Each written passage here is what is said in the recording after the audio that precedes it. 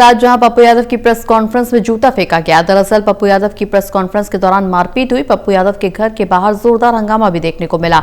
हंगामा कर रहे युवक के साथ मारपीट हुई। पप्पू यादव ने कहा उनको जान से मारने की कोशिश की गई। पप्पू यादव बोले मेरे घर में घुसकर मारने की कोशिश की गई, मेरी हत्या की साजिश रची जा रही है। तो बता दें कि पप्पू यादव की प्रेस कॉन्फ्रेंस में जोरदार हंगामा देखने को मिला। तस्वीरें आपकी टीवी स्क्रीन पर। दरअसल हाल ही में पप्पू यादव की तरफ से प्रेस कॉन्फ्रेंस की जा रही थी और इस दौरान प्रेस कॉन्फ्रेंस के बीच में ही एक युवक ने उन पर जूता फेंका। हालांकि इस बीच सुरक्षा बलों की तरफ से उन्हें रेस्क्यू किया गया और युवक को काबू में करने की कोशिश भी की गई, लेकिन पप्पू यादव का साफ तौर पर कहना है कि उन्हें जान से मारने की कोशिश की जा रही है, उनकी हत्या की साजिश रची जा रही है। हंगामा कर रहे युवक के साथ मारपीट भी हुई है। पप्पू यादव ने कहा कि उनको जान से मारने की कोशिश की गई। दिल्ली में पप्पू यादव की प्रेस कॉन्फ्रेंस के दौरान जूता फेंका गया। पप्पू यादव की प्रेस कॉन्फ्रेंस के दौरान मारपीट भी हुई है और घर के बाहर जोरदार हंगामा देखने को मिला है।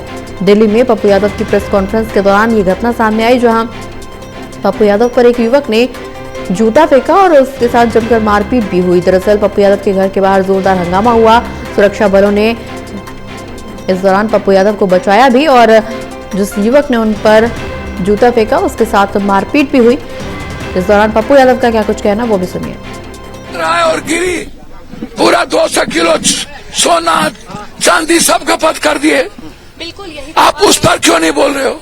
हम तो पहले ही कई फायर करवा चुके हैं। ठीक है, सामने न निकला है, आपके सामने न हमला किया है। गुनाह गिरी का है, चप्पत राय का है, हमारा क्या गुनाह है?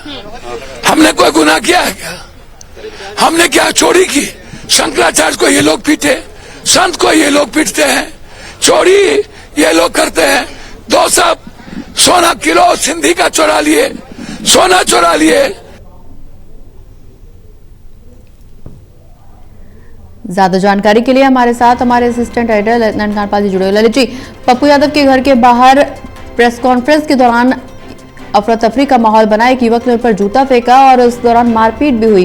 पप्पू यादव का साफ तौर पर आरोप कि उनके हत्या की साजिश रची जा रही है, उनके खिलाफ हत्या की साजिश रची जा रही है और इस दौरान विपक्ष के तौर पर जो मुद्दा वो राम मंदिर का उठा रहे हैं उसका भी जिक्र करते हुए नजर आए।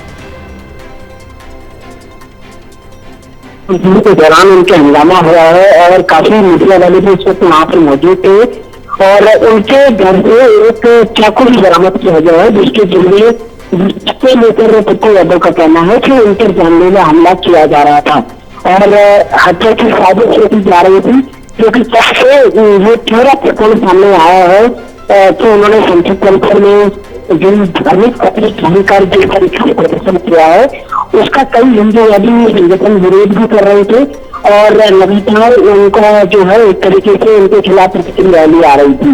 लेकिन आज जब वो प्रेस कॉन्फ्रेंस उनकी चल रही थी उस दौरान जब भी उनके प्रेस जो प्रदर्शन हो रहा था उनके घर के बाहर भी कहा जा रहा है, उस वक्त जो ये कुछ युवकों ने मारपीट की और एक चाकू भी बरामद हुआ है, वो अपने आप में बता रहे हैं कि कहीं न कहीं उनके इस पूरे प्रदर्शन का जबरदस्त विरोध देखने को मिल रहा है।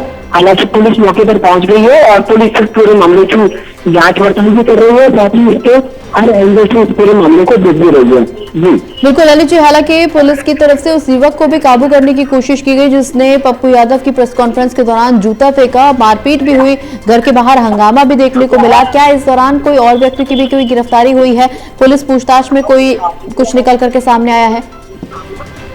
देखिए, पुलिस की पूछताछ जिस युवक के बारे में ये नाम लिया जा रहा है, जिस युवक के बारे में कहा जा रहा है, उसको बताया जा रहा है कि वहाँ पर जो मौजूद लोगों ने दबोचा है और अब पुलिस जो है पता लगा रही है कि आखिरकार ये कौन है, कहाँ से आया था, क्या उसका वोटिंग था।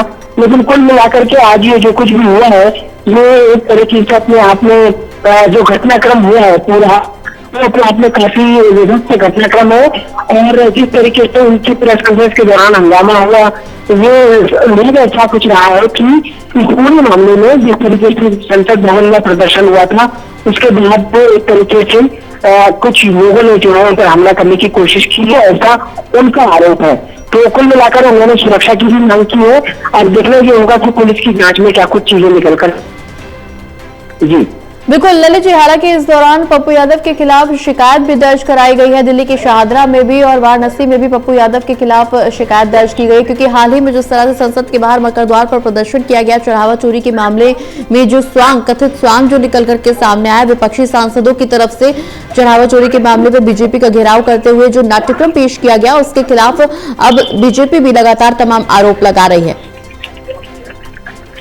बिल्कुल लगातार बीजेपी आरोप लगा रही है। बीजेपी का कहना है कि उन्होंने जिस तरीके से इस पूरे प्रदर्शन में धार्मिक कपड़े पहने, साधु सन्यासियों के कपड़े पहने, वो एक तरीके से धर्म का अपमान है और उस अपमान का जो है उसके लेकर उनको माफी मांगनी चाहिए। लेकिन पप्पू यादव लगातार ये कहने में जुटे हुए हैं कि वो आखिर माफी क्यों मांगे, क्योंकि गलती तो भारतीय जनता पार्टी ने की है।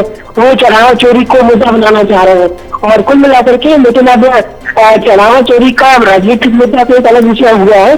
अब ये जिस तरीके का हंगामा हुआ है, चाकू बरामद हुआ है, ये अपने आप में काफी महत्वपूर्ण हो गया है और अब इस पूरे मुद्दे की जांच जो है पुलिस करेगी, उसके बाद पता चल पाएगा कि आखिरकार क्या कुछ हुआ है। जी चलिए, बहुत बहुत शुक्रिया ललित जी, ये तमाम जानकारी दर्शकों तक पहुंचाने के लिए।